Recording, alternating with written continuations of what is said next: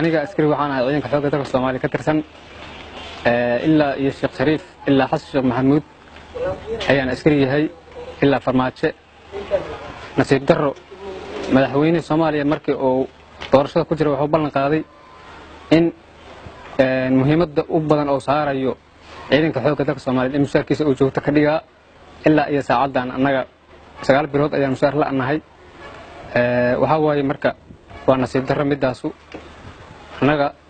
ilaa 9 bilood mushaar ma hayno marka waxa waaye muhiimaddii markii la dooranayay waxaa lagu bixiyay juhdiga ugu badan dabaaldeg iyo rasaastii cadawga aan ku ridi lahayn oo aan asaga u ridnay awgiis marka ma uusan balqaadka uu sameeyay kama dhabaynin masuqan ilaa iyo saacadan ka bixi la'ana niyad ma jirto waxa weeye askari difaac ku jiro ilaa iyo saacadan aan wax mushaar la siin arag wax niyada ma hayo marka waa uu iska noolnahay maahan wax nafahoo hadda ciidan ku jira ma jira ilaa saacadan askar badanaa dhimatay ilaa saacadan meydkoodii gabaraan lahayn wax muhiimada oo dawladda iska saartay ma jiraan meel la iska geeyaa difaaca wax ka daba tagaa male waa laga soo baxaa waana lagu gumaaday ilaa biriroo kale ka ahayd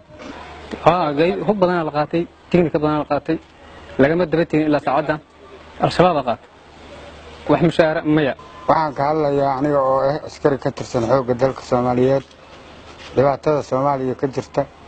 waxaan ahay wax badan nin maaragtay sirjito oo wax badan soo shaqeeyay muhiimadda aan ka hadlayana waxay tahay maanta madaxweynihii Soomaaliya oo aan aad ugu dabaaldegnay oo ugu dambeeyay oo farmaajo doorashadiisa khasaare badan ay nagu gashay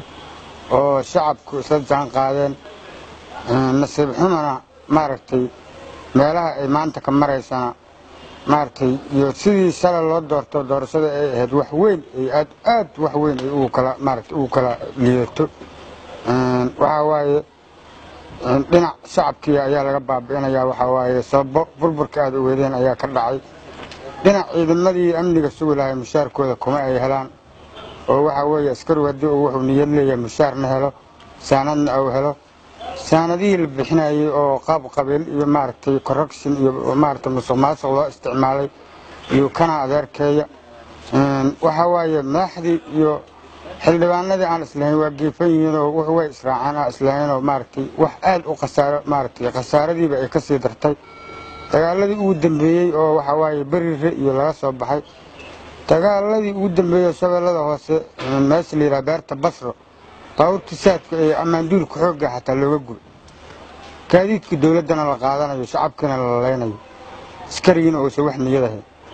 9 biloodna aan mushaar la'aana dhibaatada gaarka aan qabo waxay tahay oo tii salay ilaa Shariifka ilaa Cabdullaahi Yuusuf ilaa iyo Xasan Sheekh tii aan islahay waad ka sii ray doontaa dhibaatada gaarka ugu weyn waxay tahay ilaa 9 bilood mushaarkeyga ma helo saanadii la bixinayay musuqmaasuq ayay ku baxday waa madaxweynaha kaliya ma ahane madaxweynaha iyo ra'iisul wasaaraha iyo waxaan ugu baaqayaa dawladda markay rag isugu geeyeen waxay dhaheen mushaar ayaad qaadateen mushaaraan bixinay ayaa ra'iisul wasaaruhu afkiisa uga yiri wax la bixiyana ma aysan jirin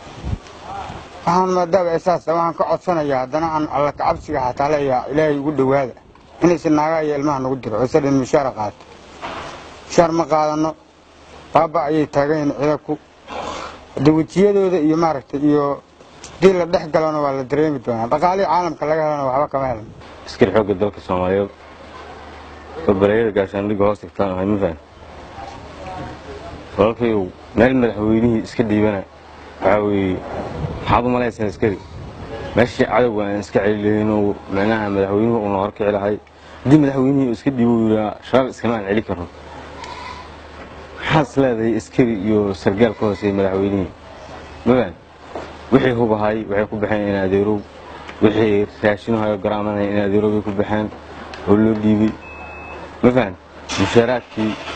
madaxdii diyaarada iska raacaysa ilmahan loo baahan yahay xaasaskeen loo baahan yahay ma fahmin 9 bilood mushaar ma qaadin ilaa xilligii Sheekh Shariif ilaa Cabdullaahi Yuusuf soo shaqeynayay ma fahmin madaxweyne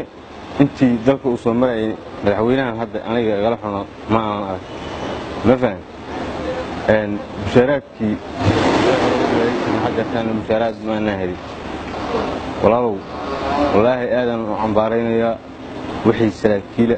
haddii hubkii nimankii milatariga mas-uuliyiinta ka ahay maanduuliyaashii ciidanka taliyaashii xoogga ciidanka wixii seer jirta oo saraakiishii ciidanka loo dhiibay waa laga bedelay lama ogolo nin sargaal ahoo seer jirtadii hore xilliyaashii hore soo shaqeeyey in loo dhiiba lama ogolo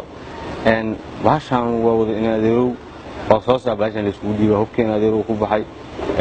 ciidan in adeerow hoosaa la iska soo qanjuruufanayaa lacagtii iyo wixii dhaqaalihii oo dhan waa wada baxeen ma fahan wax muraana ma hayno